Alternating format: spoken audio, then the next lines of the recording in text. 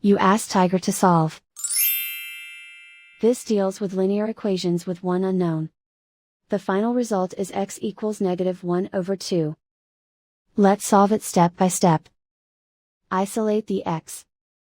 Multiply both sides by inverse fraction 2/-1.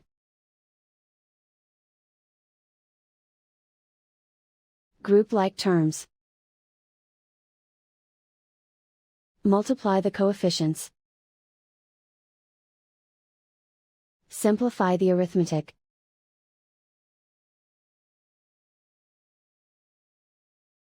Multiply the fractions. Find the greatest common factor of the numerator and denominator. Factor out and cancel the greatest common factor.